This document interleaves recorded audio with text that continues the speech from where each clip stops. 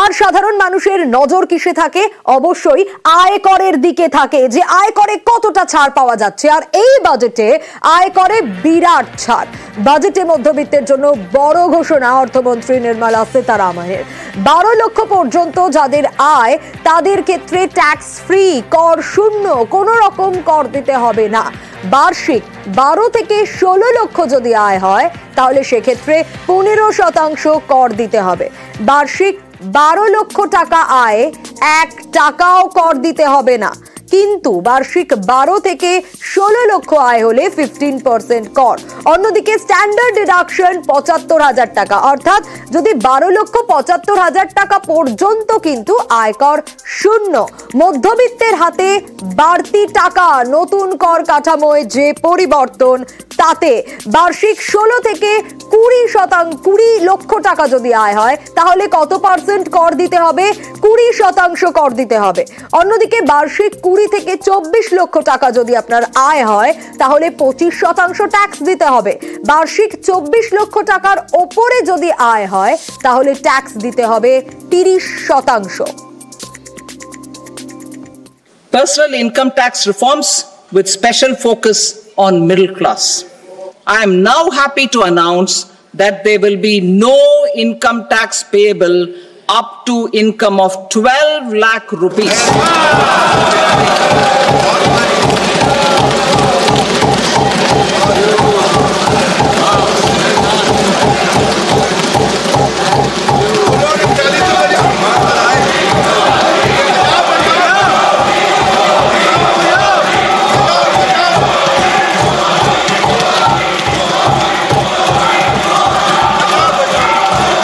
In the new tax regime, I propose to revise tax rate structures as follows: 0 to 4 lakh rupees nil, 4.8 lakh rupees to 4 to 8 lakh rupees 5%, 8 to 12 lakh rupees 10%, 12 to 16 lakh rupees 15%, 16 to 20 lakh rupees 20%, 20 to 24 lakh rupees 25%, and above 24 lakh rupees 30%.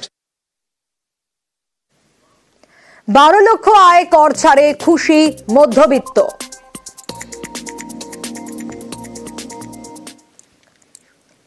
এটা তো খুব ভালো হয়েছে, কারণ এখনকার যে income হয়েছে, ইনকামে normally 7-8 lakh টাকা, যেটা আগে 7 লাখ টাকা ছিল, সেই ইনকামের হিসাবে এখন 12 লাখ টাকা দিয়েছে। খুবই ভালো কাজ করেছে এটা, গভর্নমেন্টের তরফ থেকে খুব ভালো কাজ, আমি তো বলবো। এটা দেখা যায় তো একদিকে মিডল ক্লাস আমাদের অনেকটাই বিগ রিলিফ, কেন কি আমাদের এটা ট্যাক্স দিতে হচ্ছে না এখন 12 লাখ অবধি।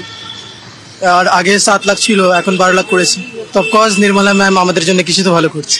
এটা তো একটা ভালো মুভ করেছে যে 12 লাখ পর্যন্ত ট্যাক্স ছাড় দিয়েছে। এটা আমাদের পক্ষে কিছুটা সুবিধা হবে, সাধারণ মধ্যবিত্তের পক্ষে ট্যাক্সের ছাড়টা পাবে। সুবিধা তো হতে পারে, এবার সেটা যদি যতক্ষণ না সেই জিনিসটা ক্রিয়েট হচ্ছে ততক্ষণ আমরাও বুঝতে পারছি না। বলা তো অনেক কিছুই হচ্ছে, বা কতটা কোনটা কার্যকারী হবে কতটা হবে না সেটা যতক্ষণ না ক্রিয়েট হচ্ছে বা সত্যিকারের হচ্ছে ততক্ষণ কিছুই বলা সম্ভব না। এতটা অবধি ছাড় দেওয়ার ঘোষণা হয়েছে, সো নিচের দিকের মানে ইকোনমির যারা, তাদের তো একটা বুস্ট আপ হবেই অবভিয়াসলি। অ্যান্ড ছাড়টা ক্লাসিফাইড হওয়া উচিত আই থিঙ্ক মোর, তাহলে মানে ওপরের দিকের এটা মানে it would be more of an equalising factor যদি সেটা হয়। 12 লক্ষ আয়ে কর ছাড়ে যেরকম অনেকে খুশি, কেউ কেউ আবার বলছেন শুধুই আয় বশ। না, একদিকে ভালো, আবার উল্টো দিক দিয়ে কিছু এর রিটার্ন আবার কিছু নিয়ে নেবে কিনা সেটা হচ্ছে বড় কথা। একদিকে ছাড় আবার আরেক দিকে বাড়বে, কারণ আমরা তো মধ্যবিত্ত, আমাদের ভয় ওখানে যে এদিকে আমি ছাড় দিচ্ছি, দেখা গেল জিনিসপত্রের দাম এমন হাই হয়ে গেল আমাদের পক্ষে কেনা সম্ভব। ধোঁয়াশা রয়েছে বলেই দাবি করছেন বিরোধীরা। পাল্টা বিরোধীদের তোপ সুকান্তর।